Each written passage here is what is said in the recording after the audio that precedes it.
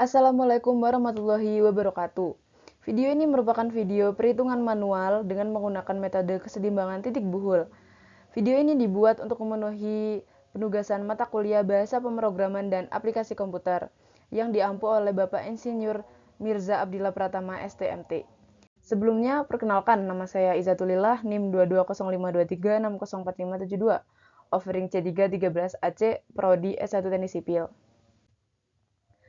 Studi kasus yang akan kita bahas saat ini adalah struktur rangka batang asimetris. Kenapa kita sebut asimetris? Karena apabila kita membuat garis vertikal antara titik BC dan EF, maka dapat kita lihat antara sisi kanan dan kiri memiliki komposisi yang berbeda. Kemudian dapat kita ketahui juga terdapat 4 buah titik pembebanan, yakni titik A, B, C, D sebesar 100 kg. Dan dapat kita ketahui jarak antar titik buhul secara horizontal yakni 3,75 meter. Dan dapat kita peroleh juga ketinggiannya sebesar 4,47 meter, dari mana? Yakni dari diketahuinya sudut AB dan AE. Sudut antara AB dan AE, yakni 50 derajat. Selanjutnya kita akan memasuki pada tahap awal pengerjaan. Yang pertama kita perlu menganalisis struktur ini terlebih dahulu. Struktur ini memiliki 9 buah batang, yakni kita akan memberi nama S1 hingga S9. Dan dapat kita perkirakan pada titik A akan terjadi reaksi secara horizontal juga vertikal. Pada titik D akan terjadi reaksi secara vertikal juga. Selanjutnya kita akan menghitung reaksi tumpuan. Pada perhitungan reaksi tumpuan kita dapat menggunakan rumus kesetimbangan momen, rumus kesetimbangan gaya vertikal, dan gaya horizontal. Yang pertama kita akan menggunakan rumus kesetimbangan momen di titik A dan dapat kita substitusikan sesuai rumus, dan RB-nya kita dapatkan 200 kg. Selanjutnya kita akan menggunakan rumus kesetimbangan gaya vertikal sama dengan 0, dan dapat kita peroleh dari gaya arah ke atas sama dengan gaya arah ke bawah. Dan untuk RB-nya kita substitusikan dari hasil perhitungan tadi, sehingga kita dapat memperoleh RA sebesar 200 kg. Untuk itu, kita juga perlu mengecek rumus kesetimbangan gaya horizontal, yakni dapat kita ketahui bahwa tidak ada gaya horizontal yang bekerja pada struktur, sehingga tidak ada reaksi horizontal juga. Selanjutnya kita akan menghitung gaya normal di titik A. Di sini dapat kita ambil dari struktur tadi. Kita ambil untuk bagiannya titik A saja. Titik A terdiri dari batang 1 dan batang 2 atau S1 dan S2. Juga terdapat gaya dari luar, yakni P1 dan RA. Selanjutnya pada batang 2 kita perlu menguraikannya terlebih dahulu, yakni menjadi S2 cos 50 derajat dan S2 sin 50 derajat. Kenapa memakai 50 derajat? Karena dapat kita lihat bahwa sudut di sini sebesar 50 derajat. Untuk mempermudah pengerjaan, kita akan memindahkan arah panah yang terdapat pada titik A sehingga dipindahkan ke kanan. Dengan kita mengumpamakan bahwa untuk yang vertikal juga bekerja searah vertikal titik A, dan untuk horizontal juga bekerja searah vertikal titik horizontal A. Maka akan kita peroleh hasil seperti ini, bahwa P1 terdapat di atas titik A, kita pindahkan juga untuk RA terdapat di bawah titik A, maka kita pindahkan di bawah titik A juga, dan selanjutnya pun seperti itu. Sebelum memasuki rumus kesetimbangan, maka kita perlu mengetahui beberapa ketentuan, yakni pada pengerjaannya akan menjadi dibagi akan dibagi menjadi dua sisi. Contohnya, sisi yang pertama, pada titik A terdapat sisi atas dan bawah. Oleh karena itu, titik A menjadi acuan sama dengan, yakni sisi atas disamadengankan sisi bawah. Juga untuk arah kanan dan kiri. Arah kanan disamadengankan arah kiri. Seperti itu. Maaf, sisi kanan disamadengankan sisi kiri, bukan arah. Kemudian kita gunakan rumus kesetimbangan vertikal, yakni pada atas titik A terdapat P1. Kita tulis P1, kenapa kita tulis negatif? Untuk ketentuannya tadi juga terdapat tambahan, bahwa untuk arah panah yang mendekati titik buhul itu bernilai negatif dan arah panah yang menjauhi titik buhul bernilai positif. Contohnya yang mendekati adalah RA, ini kan menuju juga P1 menuju titik A. Contoh yang menjauhi yakni S1 dan S2. Dia menjauh dari titik A atau keluar dari titik A. Oleh karena itu untuk P1 di sini kita tulis negatif karena dia mendekati titik A. Jadi kita tulis min P1 sama dengan arah yang terdapat di bawah ini. Karena S2 sin 50 menjauh, jadi kita tulis positif, dan RA-nya kita tulis negatif karena dia menuju ke titik A. Dan dari sini kita substitusikan, dapat kita peroleh bahwa S2 sebesar 130,540 kg, bernilai positif. Kemudian kita menggunakan rumus kesetimbangan horizontal, yakni sisi kanan disamadengankan sisi kiri. Sisi kiri sama dengan 0. Jadi di sini kita isi 0. Sedangkan sisi kanan kita isi S1 dan S2 cos 50. Dua-duanya bernilai positif karena dua-duanya arahnya menjauhi dari titik A. Jadi dapat kita peroleh bahwa S1 sama dengan 83,898 kg bernilai negatif. Selanjutnya kita akan menghitung pada titik B. Ketentuannya sama seperti titik A tadi, dan selanjutnya pun sama seperti itu. Dan kita juga selalu menggunakan rumus kesetimbangan vertikal dan rumus kesetimbangan horizontal. Untuk rumus kesetimbangan vertikal di sini dapat kita lihat bahwa di atas terdapat P2 yang mendekati titik B. Jadi kita tulis min P2 dan di bawahnya terdapat S3 yang menjauhi titik B. Jadi kita tulis positif S3. Sehingga S3-nya bernilai negatif 100 kg. Kemudian kita menggunakan rumus kesetimbangan gaya horizontal sama dengan 0. Pada sisi kiri terdapat S1 yang menjauhi titik buhul sehingga kita tulis positif S1 dan terdapat S4 yang menjauhi titik buhul sehingga kita tulis S4 positif. Untuk S4-nya dapat kita peroleh negatif 83,898 kg. Atau ini dapat dituliskan juga seperti berikut. S4 sama dengan 83,898 bernilai negatif. Seperti itu. Kemudian kita akan menghitung titik E.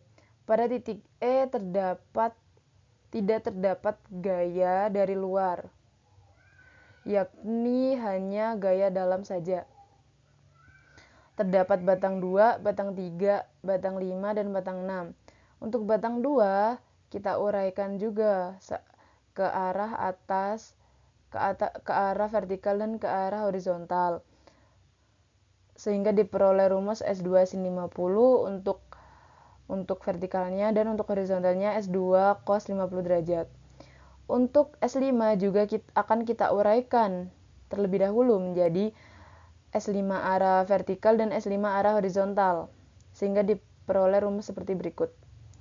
Kemudian sama seperti titik sebelumnya bahwa untuk arah-arah yang horizontal kita asumsikan arah tersebut sejajar arah tersebut lurus dengan arah vertikal titik E, sehingga arah yang horizontal juga kita sejajarkan dengan arah horizontal titik E. Jadi arah vertikal yang lain kita sejajarkan dengan vertikal titik E, juga horizontalnya seperti itu. Kemudian kita pindahkan arah-arah ini ke sebelah kanan, sehingga diperoleh seperti berikut, dan dapat kita masukkan kepada rumus kesetimbangan vertikal juga horizontal. Untuk vertikalnya kita memperoleh besarnya gaya batang pada batang 5, yakni 0 kg. Kemudian pada rumus kesetimbangan horizontal kita peroleh S6, yakni 83,898 kg. Untuk substitusinya yang lain juga sama seperti sebelumnya, seperti tanda minus, positif. Contohnya seperti S3 kan menjauhi titik E, jadi S3 bernilai positif. Dan kebetulan untuk di titik E ini semuanya menjauhi titik E, jadi semuanya bernilai positif. Jadi kita tinggal substitusikan saja. Atas sama dengan bawah diperoleh ini, kanan sama dengan kiri diperoleh S6. Selanjutnya kita akan menghitung di titik C. Pada titik C terdapat gaya luar, yakni P3 sama dengan 100 kg, dan letak sumbu 50 derajat di sini. Sehingga untuk S5 dapat kita uraikan menjadi S5 horizontal dan S5 vertikal. Seperti gambar pada berikut. Pada titik C juga terdapat 4 buah batang, yakni S4, S5, S7, S8. Kemudian dari batang ini kita pindahkan ke titik C sebelah kanan, sehingga dapat kita peroleh bahwa sebelah atas titik C terdapat P3 dan bawahnya terdapat S7 dan S5 kali sin 50 derajat. Sedangkan pada sebelah kanan terdapat S8 yang menjauhi titik C dan S4 juga S5 cos 50 derajat yang menjauhi titik C. Kemudian kita substitusikan ke rumus kesetimbangan gaya vertikal, yakni atas disama dengankan bawah. Atas bernilai negatif karena P3 mendekati titik buhul. Dan dari rumus kesetimbangan vertikal ini kita dapatkan S7 sebesar 100 kg yang bernilai negatif. Sedangkan dari rumus kesetimbangan horizontal kita dapatkan S8 sama dengan 83,898 kg bernilai negatif. S8 ini dapat kita peroleh dari kanan disama dengankan kiri, sama seperti sebelumnya. Kemudian titik F. Titik F terdiri dari batang 9, S9, S7, dan S6. Di sini yang sudah kita ketahui adalah S6 dan S7. Jadi kita akan mencari S9. S9 kita uraikan terlebih dahulu menjadi S9 vertikal dan horizontal. Dan dapat kita peroleh rumus sebagai berikut. Untuk vertikal sendiri kita pindahkan ke sini karena di bawah titik F tidak ada, maka untuk vertikalnya hanya ada di atas titik F. Sedangkan untuk horizontalnya sebelah kanan dan kiri keduanya ada. Jadi kita pindahkan untuk S9 cos 50 kita pindahkan ke kanan dan S6 kita pindahkan ke kiri titik F. Kemudian kita menggunakan rumus kesetimbangan gaya vertikal, yakni atas sama dengan bawah. Karena bawahnya 0 kita tulis sama dengan 0. Untuk atasnya sendiri terdapat S7 dan S9 dikali sin 50 derajat. Bernilai positif karena keduanya menjauhi titik F. sehingga kita dapat memperoleh S9 sama dengan 130,540 kg bernilai positif.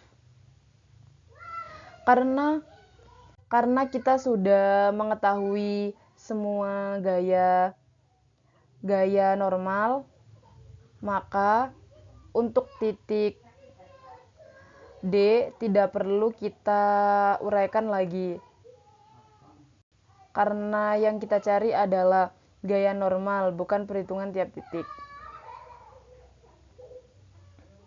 Sehingga hasil analisisnya menunjukkan bahwa kita rekap reaksi tumbuhannya pada Ra sama dengan 200 kg dan Rb sama dengan 200 kg. Sedangkan untuk gaya normalnya kita dapatkan sebagai berikut.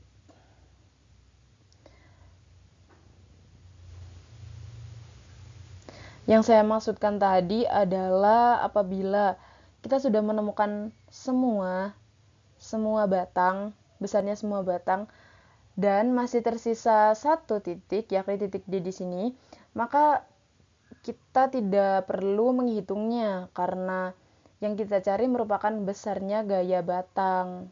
Seperti itu. Kecuali apabila S9 belum ditemukan, maka kita perlu menambah jumlah perhitungannya. Seperti tadi kita kan menghitungannya titik A, B, C, E, F. Tidak pakai D. Apabila ini belum diketahui, maka kita perlu menghitung D juga. Seperti itu. Baik, untuk tabelnya, bentuk tabelnya seperti gambar berikut. Bahwa kita ketahui batang tekan itu adalah S1, S3, S4, S7, dan S8. Sedangkan batang tarik adalah S2, S6, dan S9. Besarnya dapat dilihat pada tabel berikut. Karena kasus tersebut merupakan struktur rangka batang, maka tidak memiliki gaya geser dan momen. Yang dimiliki hanyalah gaya normal. Cukup sekian untuk penjelasan saya di video kali ini. Mohon maaf apabila ada salah kata atau salah perbuatan. Semoga dapat mudah dipahami, karena kalau bagi saya sendiri, metode perhitungan manual yang paling mudah dipahami adalah menggunakan metode kesetimbangan titik buhul, seperti itu. Jadi sekali lagi mohon maaf apabila ada salah kata dan salah perbuatan. Terima kasih telah menonton video ini. Wassalamualaikum warahmatullahi wabarakatuh. Sampai jumpa.